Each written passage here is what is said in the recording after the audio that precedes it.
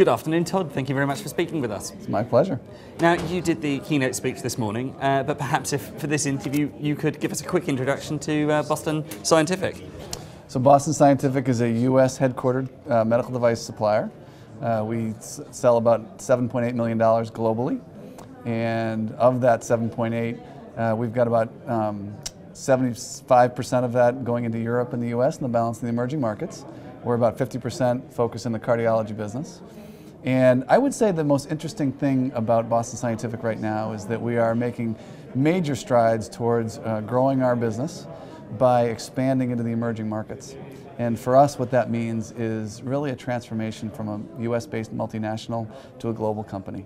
And we're taking that very seriously. Absolutely. One of the things you were talking about specifically, I think, was talent management and how you managed to make that step to go a multinational and truly multinational, how you cope with taking all your talent that should in theory be in one pool and spread it out around the world.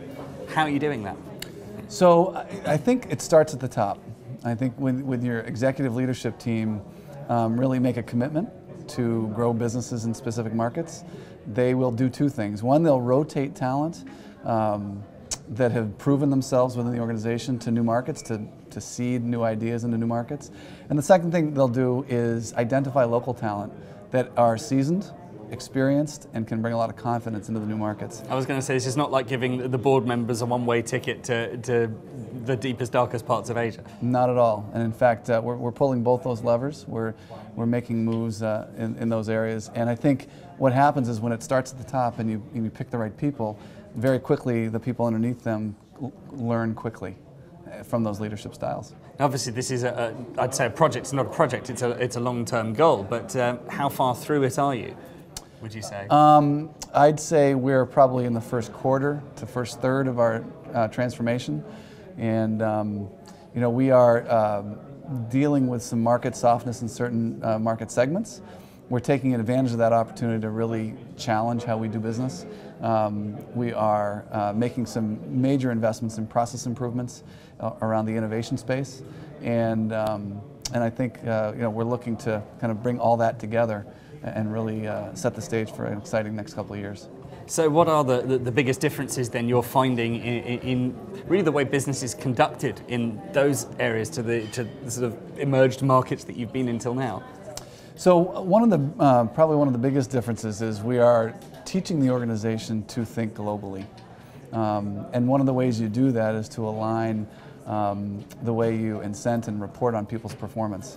And so as an example, I manage global inventory, and one of the things that I've been doing over the last couple of years is making sure I can visibly report inventory on a global basis and hold single individuals accountable for performance. It's a matrixed organization. They have a multitude of partners they work with to manage performance, but because of some solid global reporting, we're able to make that visible, set goals and targets, and drive improvement programs that way. Now, you were also talking about balancing customer service with working capital.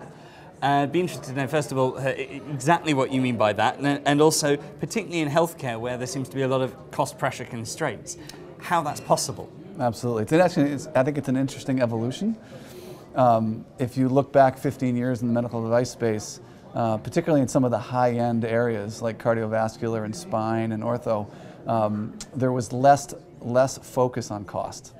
And therefore, as a dimension of competition, providers would at times overservice the market and would often win business by overservicing the market.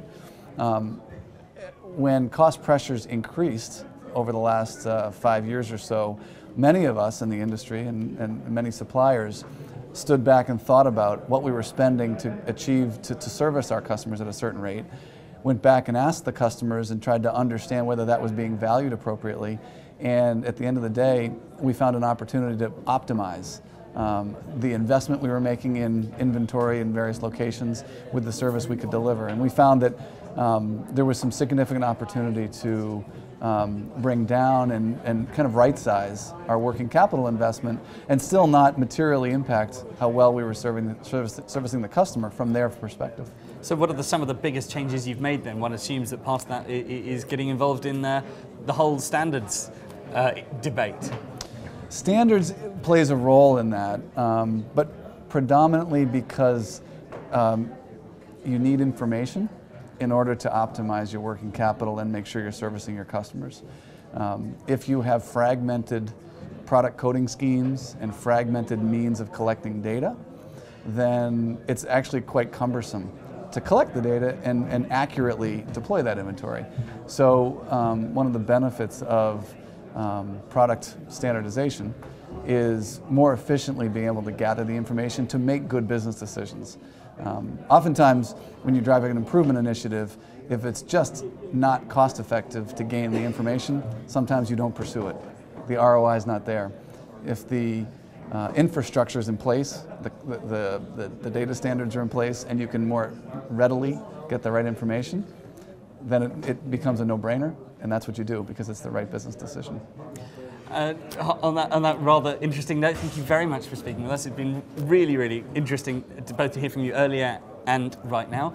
And I look forward to catching up with you very soon. If people want to find out more about Boston Scientific, where can they go? Boston Scientific's got a website, www.bostonscientific.com.